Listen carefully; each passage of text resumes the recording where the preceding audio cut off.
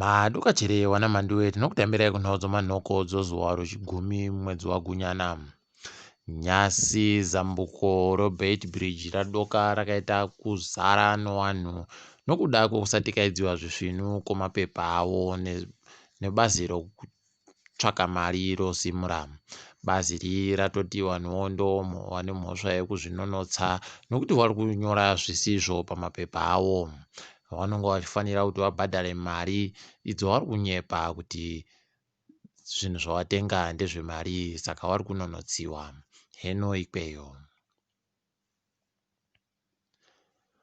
ichokwadi kuti hurumende iri kupa ivhu kuvachena varakatorera mumakore ekuma2000. Izvi zvasiya vamwe varwi vohondo yerusununguko varibe kana pokuringa nepokutangira. Varwi ava vanga vari vakatora rimwe papurazi rokumuguza kumaTebeleland vazopuwa tsamba dzokuti vabisiwe papurazi pona Alistair Fletcher uyo akakumbira hurumende kuti imupepo kare ikabvuma. Heno kuti chii chaakuitika munyika medumu. Mumwe akange ari mupurisa ari mukuru wokushungurudza nokukuba vanhu nokuponda vanhu, Crispin Makadenge, kwai ahwara nopfungwa. Mukuru uyu akanga ari ndiye ainga agere hunde paguta reHarare kumapurisa anochengetedza mutemo nokudekara kwevanhu zvakanaka munyika. Kureketa kuno vanhu vatomuona vari kuti iye ari kuhwaritsa. Idi vanhu dai vazoziva kuti ngozi inoenda kumba kwenyu.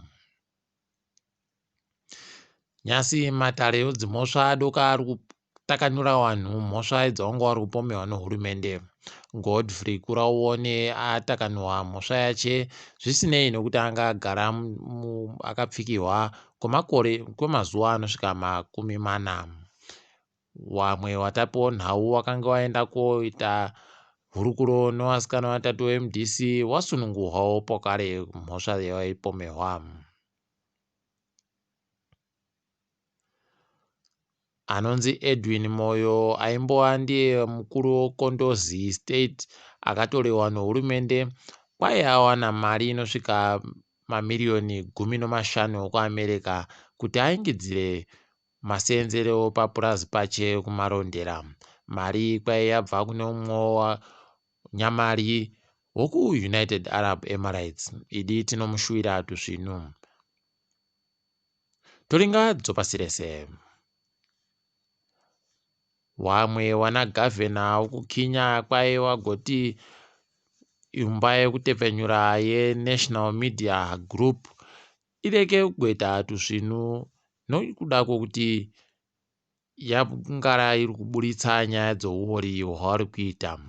Izvi zvinotoshamisa nokuti vangadai vari kutopembera kufara kuti pane ari kuburitsawo nyaya dzouori idzi. Kureketa kuno paribe kana aziva kuti zvii zvichaitika, asi wandoimbisa kuti tichikuuya ikweyo. Nyika yeLebanon kuBeirut kwaita pokare rimwe zimwoto rakakura riri kuziva icho ratangisa.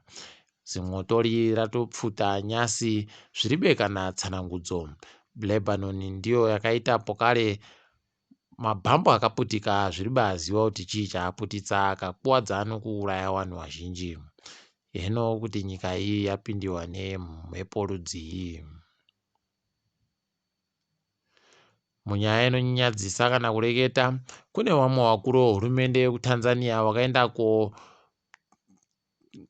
koparura zviri pamutemo magetsi wakaisa paimba yomudhaka. Magetsi heno kuti wakanga waisa sei paimba yomudhaka inenge iri kutodawo kugwa. Izvi zvinotoshamisa nokuti wangadai wakatowakawo imbayo kuti iite imba svinu. Ichokwadi kuti kuAfrica kuno tinondotambisiwa tsawa-tsawa nezvimwe zvinhu zviribe basa. Takadaro mabi angu mukunyara ikoko togumira pano. Ndini wenyu Mhanduwe Nhau.